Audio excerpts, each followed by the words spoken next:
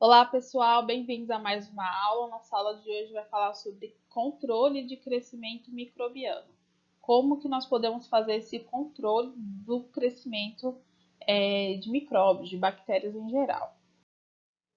Quando nós terminarmos essa aula, é importante que vocês tenham bem em mente sobre a ênfase do controle do crescimento microbiano, diferenciar os termos de controle, o que é uma asepsia, uma antiasepsia, degermação e etc. Ação dos antimicrobianos, que são as drogas antimicrobianas, e os mecanismos de resistência de bactérias. É uma aula bem tranquila e acredito que vocês vão tirar bastante proveito. Primeiro de tudo, o que é crescimento microbiano?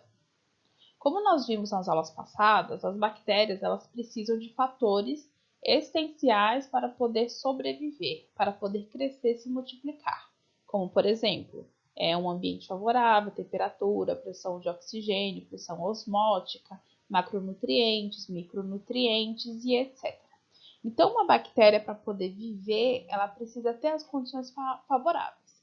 Só que quando nós falamos de bactérias patológicas, elas não podem ter um crescimento favorável porque elas causam doenças no ser humano. Se elas causam doença no ser humano, é preciso ter um controle desse crescimento. Então, como que nós fazemos esse controle? Como que nós podemos controlar? Existem alguns mecanismos que nos ajudam a fazer esse tipo de controle. Nós vamos ver eles agora. Então, vamos começar pelos termos. Quando a gente faz um controle de crescimento bacteriano, tem algumas etapas. Será que é um controle só para inibir o processo de crescimento, limpar uma superfície, um tecido vivo? Como que funciona esse controle? Vamos para o nosso primeiro termo, que é desinfecção. O que a gente entende sobre desinfeccionar? Desinfecção é uma ação de um agente desinfetante que mata formas vegetativas, não formas esporuladas de micro-organismos patogênicos. É o processo de destruição de agentes infecciosos pelo uso de substância química, radiação ultravioleta, água fervente ou vapor para tratar objetos inanimados. Então, lembrem sempre, quando nós falamos de um processo de desinfecção, nós vamos usar agentes químicos ou radiantes, água fervente, nós vamos usar agentes que possam limpar ou destruir agentes infecciosos de objetos inanimados. Então, se eu estou falando de uma limpeza de um móvel, eu vou estar desinfectando. De uma bancada, eu vou desinfectar a bancada. E aqui nós podemos ver bem, o exemplo nessas gravuras. Um profissional limpando uma vidraria, um chão, um banco. Outro profissional limpando o chão. Outro profissional limpando maçanetas. Então, toda vez que nós vamos estar limpando algum objeto inanimado, nós vamos estar desinfectando aquele local dos micro-organismos, das bactérias, dos fungos, etc. Ok? Enquanto desinfecção é um processo que nós aplicamos a objetos inanimados, antiasepsia nós aplicamos aos tecidos vivos. É semelhante ao desinfetante porque vai prevenir o crescimento ou ação de micro-organismos pela destruição ou inibição do crescimento ou atividade. Suas substâncias químicas são chamadas de antiassépticos. Então, nós vamos tratar agora com a eliminação desses micro-organismos em tecidos vivos. Eu sempre vou chamar esse termo de antiasepsia. Então, é bom a gente ter em mente que quando nós vamos fazer, aqui eu trouxe 2 exemplos, uma antiasepsia na punção venosa, quem faz exame laboratorial, vocês que vão trabalhar com punção venosa o tempo todo, vocês vão ter que fazer a antiasepsia do local da sua punção. E também no ambiente cirúrgico, onde você precisa ter o corte cirúrgico no quadrante certo, é preciso fazer a antiasepsia, limpar aquele local onde a gente vai ter o corte cirúrgico, para prevenir a infecção bacteriana que tem aqui na pele, as bactérias da pele penetrarem no corte e causar algum tipo de infecção. Então, quando eu falo de antiasepsia, eu estou falando de limpar, inibir o crescimento ou matar os micro-organismos daquela área em tecidos vivos. Não podemos esquecer disso. Na sanitização, pessoal, também é um fator de controle microbiano. O que vai acontecer? É a ação de um agente sanitizante que reduz a população microbiana até níveis consideráveis, de acordo com as exigências de saúde pública. Então, eu não preciso destruir uma bactéria, ou então uma família de bactérias, mas eu preciso aplicar de acordo com as orientações da Secretaria de Saúde do meu município, do meu estado, etc., um produto que reduza os níveis considerados desses micro-organismos. É mais usado em ambientes comerciais para fazer limpeza, etc., porque nem todo local a gente consegue ter uma eliminação completa de micro-organismos. É exigente isso em ambiente de saúde.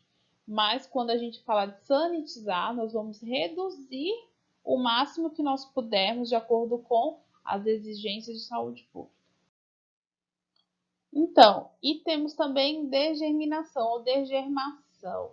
Degermação você pode até chegar a confundir um pouco com antisepsia, porque nós vamos estar fazendo remoção mecânica ou eliminação total de micro-organismos. A diferença é que na antisepsia eu vou usar agentes químicos e na degermação eu vou usar uma remoção mecânica. O exemplo que nós temos aqui, a lavagem das mãos, que por causa da pandemia eu tenho certeza que vocês já sabem de cor e salteado. Por que eu falo que a lavagem das mãos é uma ação de degermação? Porque eu vou estar aplicando uma força mecânica para lavar a minha mão. Eu vou estar usando, claro, um agente químico, que vai ser um sabão, mas ao mesmo tempo eu vou estar atribuindo força mecânica, uma remoção mecânica. Então, sempre que eu falar do ato de degermar ou a degerminação, eu vou estar falando da remoção mecânica desses micro-organismos, beleza? Temos também a esterilização e a esterilização comercial. Qual é a diferença? Bom, esterilização é a remoção ou destruição de todos os micro-organismos inativados irreversivelmente ou retirados de um material ou suspensão, inclusive de forma esporulada.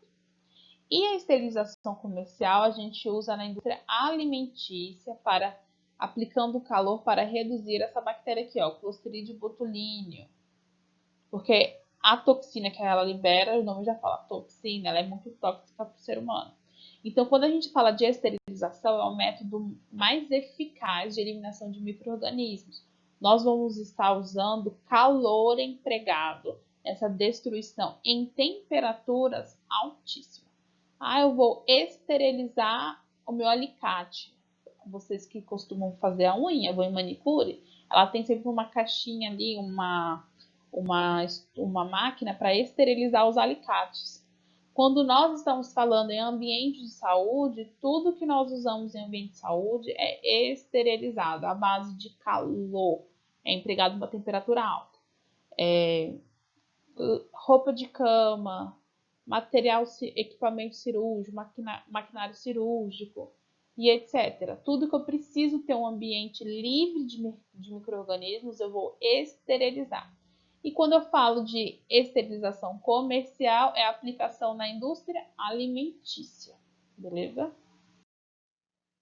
Essa tabela aqui eu trouxe alguns exemplos para vocês das terminologias de esterilização, esterilização comercial, desinfecção, degerminação, sanitização, antisepsia. Essa tabela vocês encontram no livro, para depois vocês verem a definição e os comentários, onde é que é feita a aplicação e etc.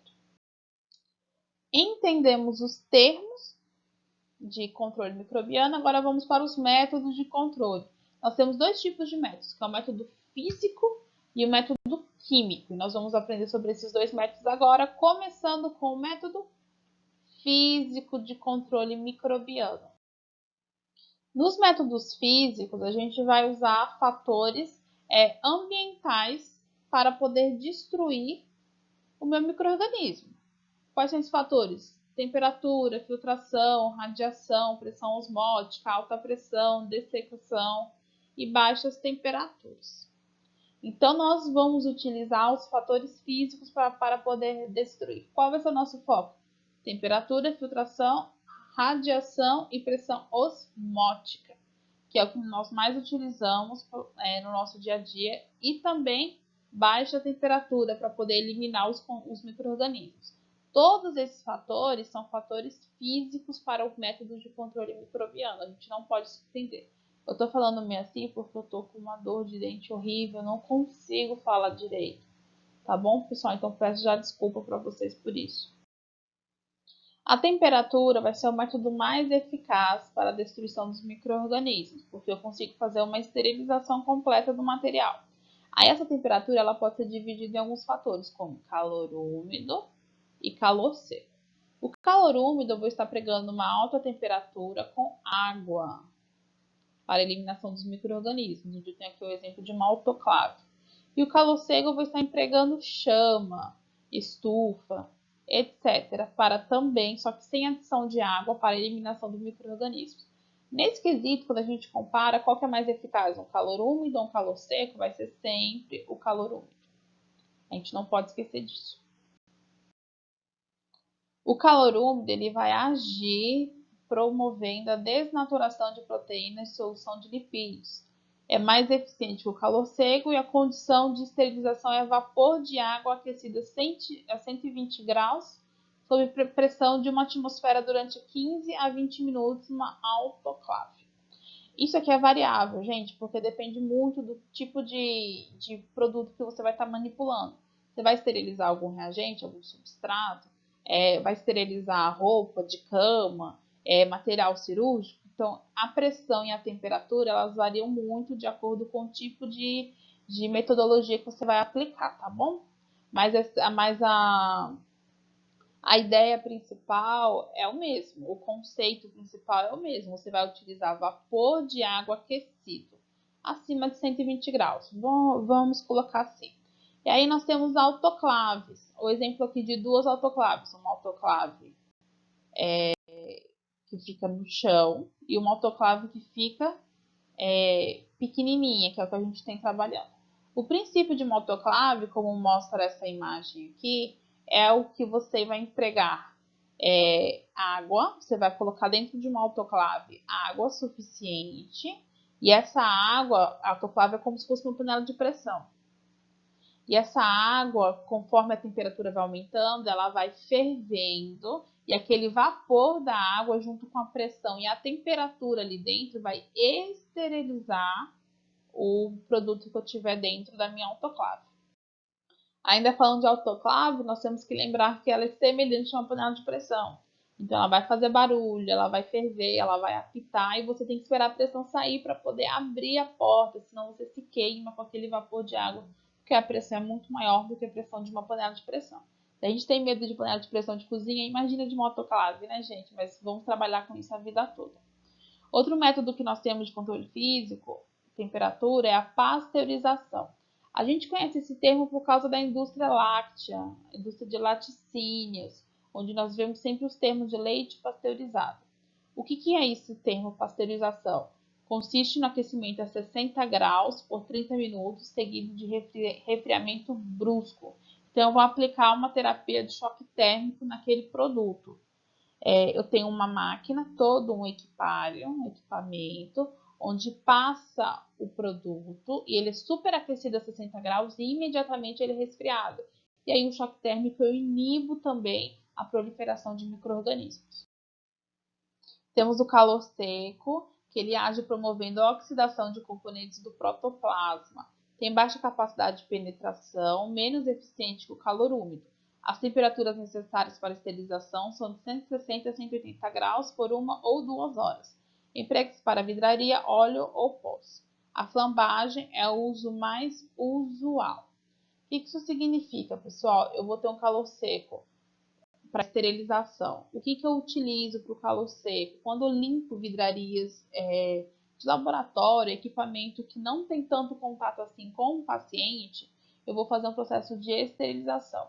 Eu vou esterilizar tubos de ensaio, pipetas de vidro, objetos de manipulação, como por exemplo cuba.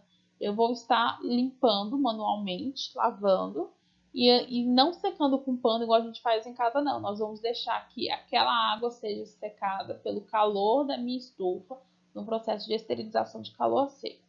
Na microbiologia, a gente utiliza o calor seco para esterilizar esses mecanismos aqui, ó. Alça de platina. Nós temos o bico de Bunsen, onde ele libera uma chama, e essa chama eu tenho a cor, sabe, fogão? Quando você tem uma chama mais azul, mais vermelha, cada chama, cada cor de chama tem uma temperatura aplicada. Então eu vou colocar a minha alça de platina nessa chama até eu conseguir esterilizar essa alça para poder fazer o quê? A cultura dos meus micro-organismos. Pegar uma placa de cultura, retirar um micro-organismos para não poder contaminar a minha amostra. Então assim eu utilizo também a esterilização de calor a seco. A filtração, o nome já diz muito para a gente. Nós vamos utilizar filtro para a passagem de um líquido ou gás através de uma membrana semelhante a uma tela com poros finos suficiente para reter os micro-organismos. Cria-se um vácuo. Então, nós temos que lembrar que é como se fosse uma trama, seja para agentes líquidos ou então em ambiente, passagem de gás. Onde é que é aplicado o método de filtração de micro-organismos? Esse método é aplicado preferencialmente em ambientes de UTI, onde eu tenho ação de queimados, pacientes queimados. Aí eu tenho no ar do meu leito membrana, filtros, principalmente filtros de EPA, que são filtros de ar particulado de alta eficiência. Eles permitem que a remoção de micro-organismos maiores que 0,3 micromilímetros de diâmetro. Então, se o micro-organismo for maior que esse diâmetro aqui, ele fica retido na membrana. É como se fosse uma peneira de micro-organismos. Aí eu posso ter, se eu for manipular algum líquido, eu deixo o meu filtro em cima de um recipiente, coloco o líquido e tudo aquilo que ficar, todo micro-organismo que for maior do que a membrana, do que os poros do meu filtro, fica para fora. E aí eu fico um líquido um pouco mais estéril.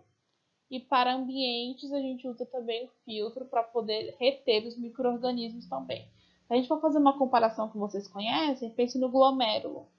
O glomérulo a gente filtra o sangue e passam algumas moléculas e outras ficam retidas, como proteínas e etc.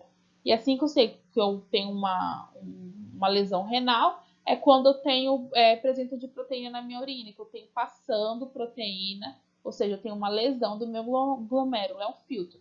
Então a filtração é isso, aplicada a método de desinfecção. Eu vou reter micro-organismos, só passa o que for menor do que o gradiente pedido pelo fabricante. Outro método que nós temos também é a empregação de radiação para o controle desse crescimento microbiano. A radiação vai possuir atividade letal sobre os micro-organismos. Aí nós dividimos ela em duas. Nós vamos ter as ionizantes, onde nós temos comprimento de onda menor que 1 nanômetro, e nós temos a radiação não ionizante, que são as minhas radiações ultravioleta, onde eu tenho um comprimento de 1 a 350 nanômetros. A gente sempre ouve falar que a luz ultravioleta inibe o crescimento de micro-organismos. Então, ela também é empregada, métodos de radiação são empregados para o controle de crescimento microbiano. Como que a radiação ela atua? Ela inibe principalmente a parte genética do micro-organismo, síntese de material genético, DNA, RNA. Então, com essa inibição, eu tenho um controle do meu crescimento microbiano naquele local. Essa imagem aqui, ela traz exemplo que na França foi utilizado testes, algum tempo atrás, de raios ultravioletas em leitos hospitalares.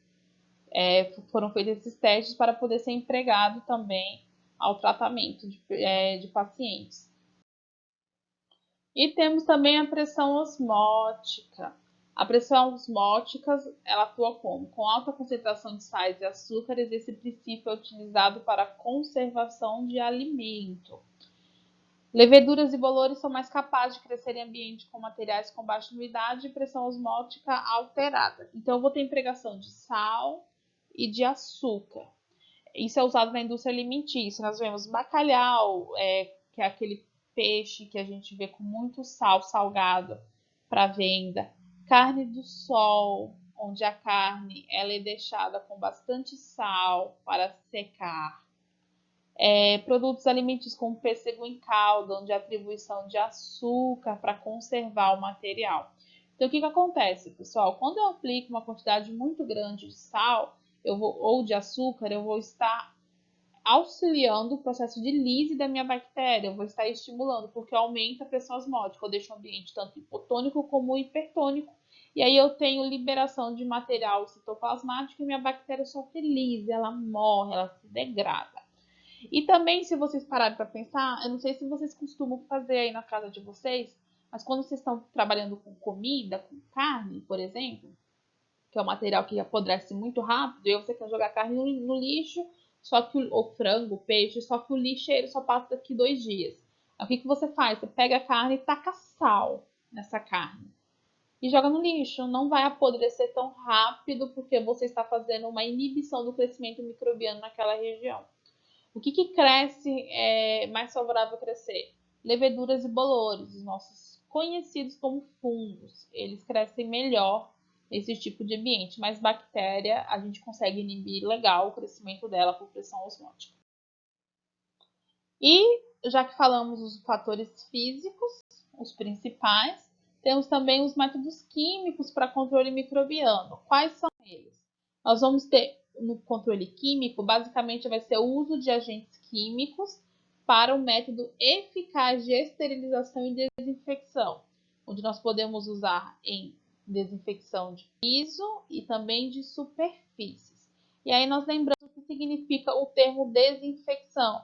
É o processo pelo qual se destrói particularmente os germes patogênicos ou inativa sua toxina e inibe o seu desenvolvimento por meio de compostos químicos em superfícies. E aí nós vamos usar compostos de iodo, iodoforos, clorohexidina de clorexidina, álcools, sabões, detergentes, cloros e derivados de clorados, compostos de pratas, desinfetantes, oxidantes, derivados fenólicos, aldeídos e derivados furâmicos. Tudo que for composto químico para eliminação de micro-organismos, nós vamos usar isso como fator químico. É mais empregado nesses tipos de desinfetantes, nós vamos chamar assim. Como que nós sabemos o que é próprio e o que não é próprio para desinfectar o ambiente? Nós sabemos pelo rótulo daquele produto. Quando nós temos contato em produto, ambiente hospitalar, ambiente laboratorial, em supermercado, aí nós vamos ler o rótulo para ver. Essa história de que sabonete tal elimina 99% das bactérias, se você ler o rótulo do produto, aquele desinfetante, aquele sabonete desinfetante, vai ter um asterisco que vai falar aplicada a Escherichia coli, que é a bactéria que a gente tem na pele. Mas as outras bactérias que nós temos? Claro que isso é um exemplo bem abrangente que eu estou dando para vocês. Mas é sempre bom ler o rótulo para saber aonde se aplica a degermação. E temos também os fármacos antimicrobianos. Agora chegou na parte de drogas, onde nós falamos de produtos sintéticos ou naturais que podem ser atribuídos ao controle de micro-organismos. Para falar, pessoal, sobre fármacos que inibem o crescimento microbiano, nós temos que lembrar que nós vamos estar falando de um agente químico que vai ser aplicado uma toxicidade seletiva. Então, nós temos que entender qual é a função dele e também qual é a aplicação. E lembrar que a estrutura de uma bactéria tem várias coisas semelhantes ao nosso corpo e muitas coisas que são diferentes. Então, eu tenho que ser seletivo e ter um fármaco que inibe o crescimento bacteriano pelos aspectos diferentes da minha bactéria, para não destruir as minhas células naturais do meu corpo.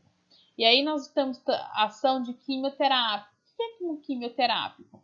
É um produto químico que promove algum tipo de terapia. Normalmente a gente vai trabalhar com terapias antimicrobianas. Então, os antimicrobianos úteis para a ingestão ou injeção de tratamento de doenças. Principal propriedade de um agente quimioterápico, para que tenha sucesso, ele tem que ter uma toxicidade seletiva. O que significa? Que a capacidade de inibir bactérias ou outros agentes patogênicos sem provocar efeitos adversos no hospedeiro.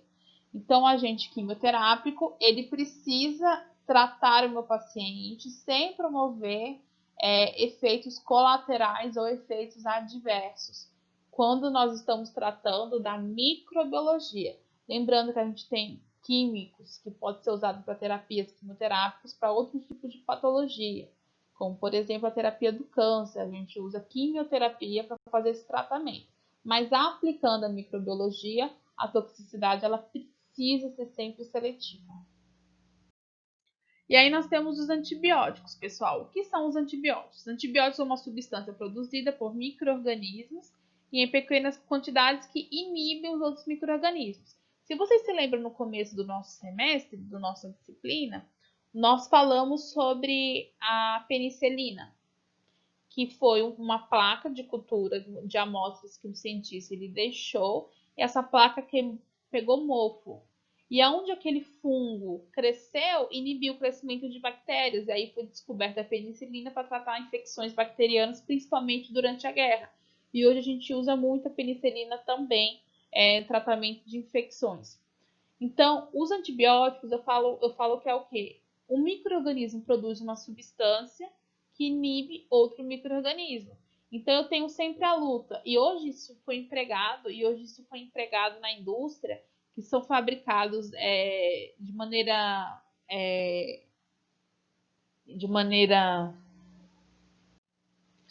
sintética, gente. Desculpa, é que eu tô sentindo muita dor, com uma dor de dente horrível. São fabricados de maneira sintética esses antibióticos para o combate de infecções bacterianas. Então, nós temos diversos antibióticos que foram comprovados que inibem o crescimento de bactérias. E aí nós vamos aprender quais são esses mecanismos. Quais são os principais mecanismos de ação dos fármacos antibacterianos, os meus antibióticos? Como que eles atuam na bactéria? Como que promove a guerra das drogas contra as bactérias? Que é uma guerra. Eu coloco a droga no meu organismo para matar uma bactéria. E essa bactéria ela tem que ser morta para tratar infecções. Pensa aí, pessoal, se a gente não tivesse antibióticos para tratamento, como que a gente seria? Nossa expectativa de vida ia cair muito, porque a gente não ia conseguir controlar a infecção bacteriana, infecção renal, infecção de pele, não ia ter como fazer esse controle, por causa que não ia ter o que destruir.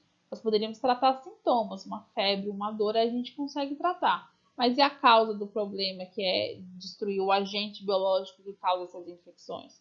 Então, nós temos que entender quais são os mecanismos de ação dos fármacos antibacterianos.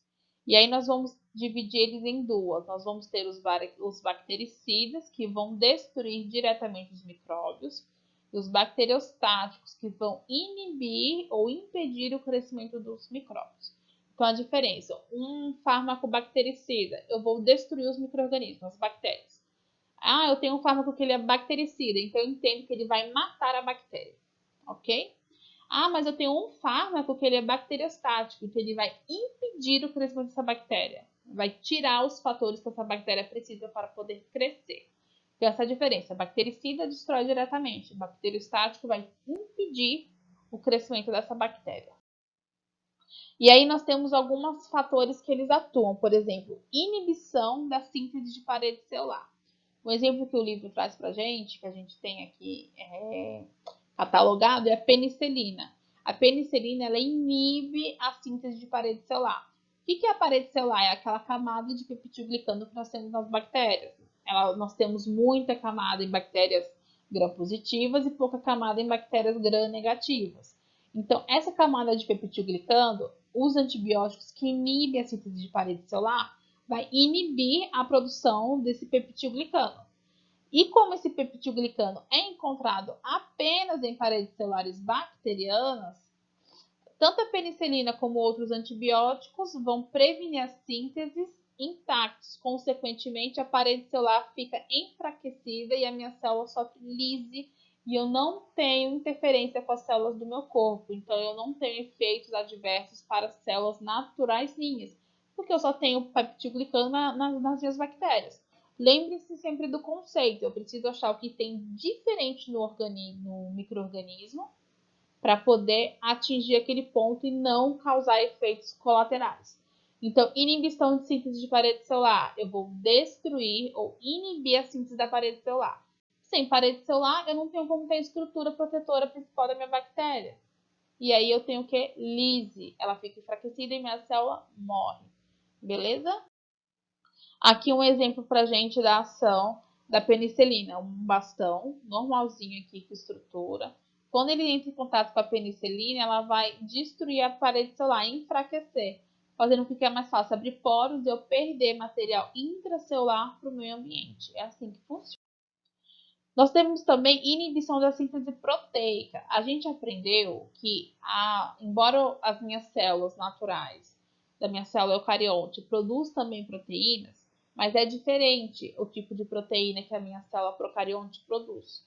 Então, entendendo isso, quando eu falo que a inibição de síntese proteica, eu vou ter antibióticos que afetam os ribossomos 70S, que podem ser efeitos adversos da minha célula do hospedeiro. Entre esses antibióticos, eu tenho clorafenicol, eritromicina, espectromicinas e tetraciclinas. Então, para a gente ter um exemplo bem prático, eu tenho aqui o meu ribossomo, e eu tenho ação. A gente sabe que o ribossomo ele é feito para dar transcrição de material genético, de RNA. Então, eu tenho aqui todos os aspectos do meu ribossomo.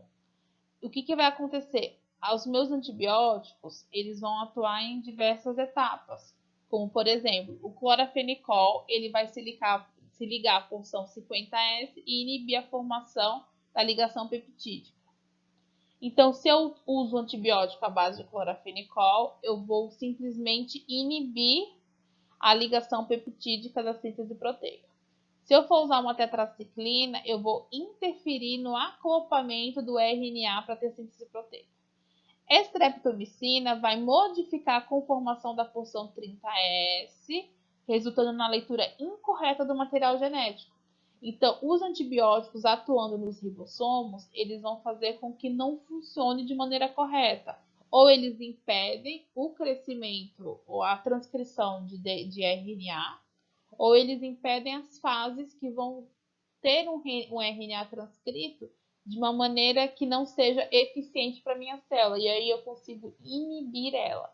Lembrando que ele é útil, pois os ribossomos das minhas bactérias são diferentes dos ribossomos das minhas células eucariontes no meu corpo. Então não tem tanto problema assim. Temos também a ação de fármacos com danos à membrana plasmática. Determinados antibióticos, principalmente aqueles compostos de polipeptídeos, provocam mudança na permeabilidade da membrana plasmática, que resulta na perda de metabólitos importantes para a célula microbiana. Alguns fármacos antifúngicos, como anfotericina B, miconazol, cetoconazol, são eficientes contra uma gama considerável de doenças fúngicas. Esses fármacos se associam aos esteróides da membrana plasmática fúngica e danificam a membrana. Quando nós falamos de dano à membrana plasmática, ele é mais aplicado aos fungos do que às bactérias. Por quê? Porque a bactéria da minha célula procarionte bacteriana, ela tem as mesmas características de uma célula normal nossa, de uma célula eucarionte normal nossa. O que muda são algumas proteínas de membrana. Já a minha membrana plasmática fúngica, eu tenho algumas características próprias, então eu uso mais antifúngicos como para controle com danos à membrana plasmática do que para as bactérias. Porque para as bactérias eu posso causar algum tipo de efeito colateral, então ele é mais aplicado aos fungos. Aqui nós temos exemplo, gente, de um antimicrobiano que ataca a membrana celular de uma levedura. Aqui nós temos o broto e a minha célula. A membrana plasmática da minha levedura, ela é afetada, eu crio poros e eu perco material intracelular para o meio extracelular e eu tenho lise da minha célula. Nós também temos inibição da síntese de ácidos nucleicos, onde a gente interfere na transcrição e na replicação de RNA e de DNA. E temos também síntese de metabólitos essenciais. Nesse caso, é quando o meu fármaco ele vai competir com o substrato para o meu micro-organismo. Por exemplo, se eu tenho um micro-organismo que ele precisa de um substrato específico, e ele tem aqui o sítio de ligação do substrato, e o substrato dele vai se ligar a esse sítio de ligação, a minha droga vem e se liga antes. Ela vai ser inibida competitivamente por esse fármaco, esse sítio de ação. Então é a mesma coisa de chave fechadora. Eu tenho aqui na minha membrana um sítio de ligação para um metabólito específico. O meu metabólito específico ele tem que atingir o sítio de ligação, mas o meu fármaco ele vem e se acopla. Então o meu metabólito ele não consegue atingir o sítio de ligação, porque o fármaco já está acoplado. Então ele não dá a nutrição essencial para a minha célula microbiana. Então isso impede ela de fazer os processos de reparação fisiológico normalmente dela. E aí ela também é destruída por causa disso. Ela morre se degrada por causa disso também. De forma bem resumida, como que a gente pode ver os principais mecanismos de ação dos fármacos antibacterianos? Inibição da parede celular, aqui. Inibição da síntese proteica, onde a gente não tem tradução do DNA do RNA, do material genético. Nós temos também inibição de replicação ou transcrição de ácidos nucleicos, onde eu impeço o meu material genético de se dividir. E temos também danos à membrana citoplasmática, aqui, e também inibição de síntese de metabólito essencial, onde o meu fármaco ele vira um competidor daquele sítio de ação dos metabólitos, impedindo com que minha célula tenha a parte fisiológica natural dela. E aí nós temos também o mecanismo de resistência a fármacos antimicrobianos, que é sempre uma luta. Que tipo de antibiótico eu vou administrar para matar a minha bactéria? Quanto que minha bactéria ela fica resistente ao antibiótico? Então nós vemos que um dos avanços da medicina moderna tem sido o desenvolvimento de antibióticos e outros agentes antimicrobianos. Só que também desenvolveu resistência a eles por micróbios alvos e é uma preocupação muito grande. Porque o antibiótico, como diz aqui, eles representam, sob um determinado ponto de vista, uma doença para a bactéria. Ele tem a obrigação de matar a bactéria. Só que a minha bactéria, a partir do momento que ela reconhece o antibiótico, ou o antibiótico não é administrado da forma correta, ela pode criar mecanismos de resistência. Esses mecanismos de resistência fazem com que elas fiquem resistentes a diversos antibióticos eu tenho a origem das superbactérias. É bom lembrar sempre esses mecanismos de resistência são bem simples. Nós vamos ter o bloqueio da entrada do antibiótico dentro da minha célula, inativação do antibiótico por enzimas próprias da minha bactéria, alteração da molécula alvo e também efluxo de antibiótico, ela expulsa esse antibiótico de dentro dela. Como que minha bactéria atinge a resistência? Administração errada de antibiótico. Eu tô com uma dor de dente, com uma infecção no dente, administro o antibiótico para infecção intestinal. Vai ter função? Não, vai mascarar a queda de crescimento bacteriano. Então, as minhas bactérias vão conhecer aquele antibiótico que é para outro tipo de doença e já vão estar atribuindo a resistência. Quando eu faço também o uso indiscriminado desse antibiótico. Por isso que antibiótico só compro com receita médica, para evitar a produção de superbactérias. Então, eu tenho que ter um controle de como eu administro esses antibióticos para como que eu vou tratar a minha infecção bacteriana, porque senão é difícil tratar, mas isso nós vamos falar com mais calma em sala de aula, beleza? Espero que tenham tirado proveito e bons estudos para vocês, pessoal. Tchauzinho.